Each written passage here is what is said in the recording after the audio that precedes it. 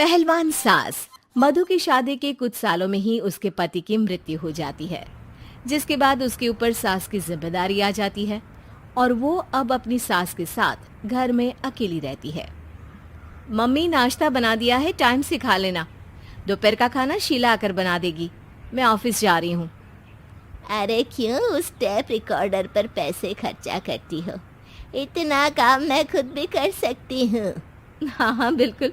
आधे समय तो जोड़ों के दर्द की दवाई खाती हो और फिर काम करने की बात करती हो। दवाई खाती हो तो क्या, मैं अभी भी अकेली 10 पर भारी हूँ। हाँ हाँ मैंने मान लिया।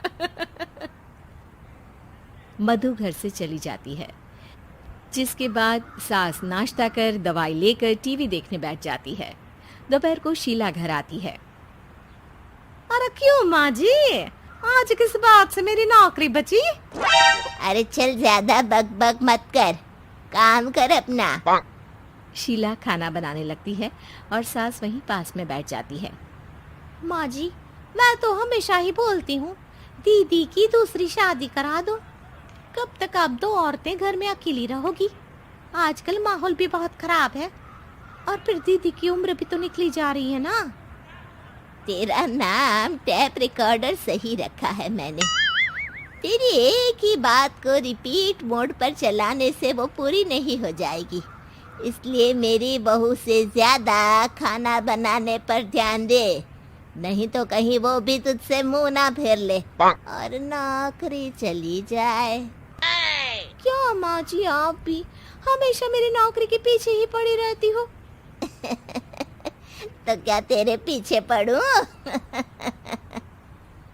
इसी तरह दोपहर से शाम हो जाती है और शीला अपना काम खत्म कर वापस चली जाती है।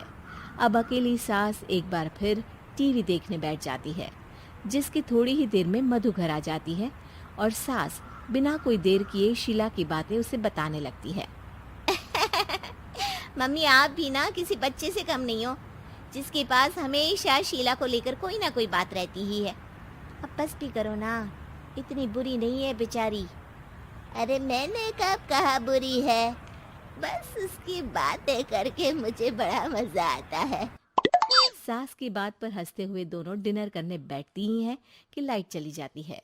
अंधेरे में मधु मोबाइल की फ्लैश लाइट जलाकर मोमबत्ती ढूंढने लगती है। तभी उसे हॉल में कुछ गिरने की आवाज आती है। मम्मी, आप अंधेरे में इधर उधर क्यों घूम रही हो?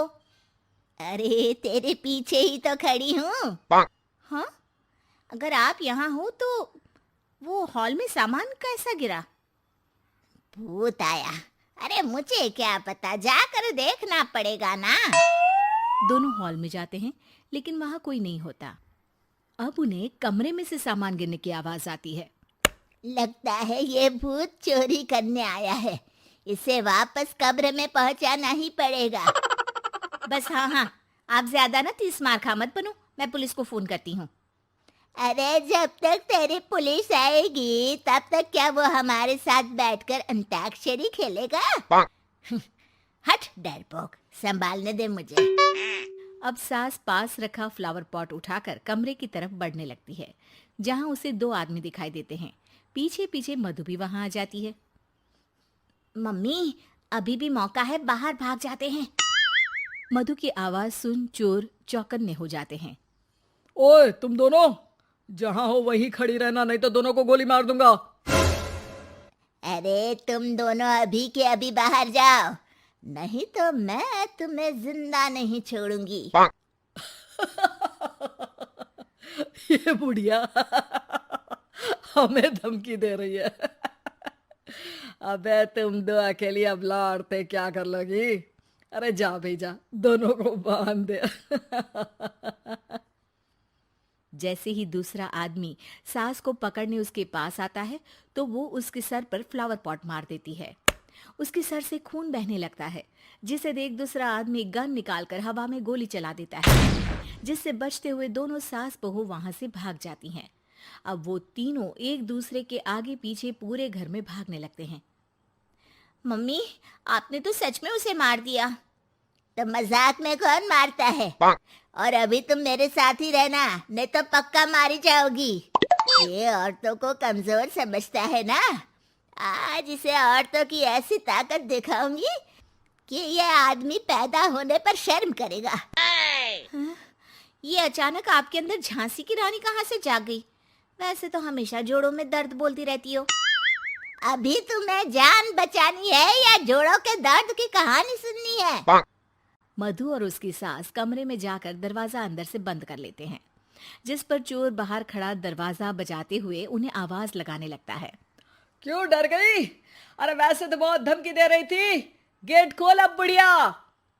अबे पागल, धमकी देने और होशियार होने में फर्क होता है, पर ये दिमाग वाले काम तुझे तो समझ में नहीं आएंगे। रुक, अभी तेरा दिमाग ही बाहर निकालता हूँ।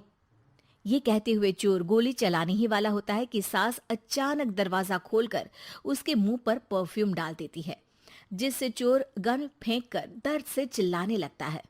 मम्मी, अरे बहुत दर्द हो रहा है, कोई बचाओ, इसे हटाओ प्लीज। मैं किसी को कुछ नहीं करूंगा। क्यों रे, क्या थोड़ा सा दर्द होते ही मम्मी मम्मी करने लगा? अभी तो औरतों को कमजोर बोल रहा था। भूलियो मत, एक औरत ने ही तुझे इस दुनिया में जन्म दिया है, और वो भी तुझे ये दर्द हो रहा है ना, उससे लाख गुना ज्यादा दर्द सहकर। इसलिए औरतों को दोबारा कमजोर भूल कर भी मत बोलियो। वाह मम्मी, आपका ये रूप तो मुझे पता ही नहीं था, आपने तो कमाल ही कर दिया। कहा था ना, अकेली ही 10 पर भारी पड़ सकती हूँ, ये तो फिर भी 2 ही थे। इतनी देर में पुलिस भी वहां पहुंच जाती है। आ गए आप, कर लो इन्हें अरेस्ट और जेल में बैठकर अंताक्षरी खेलना।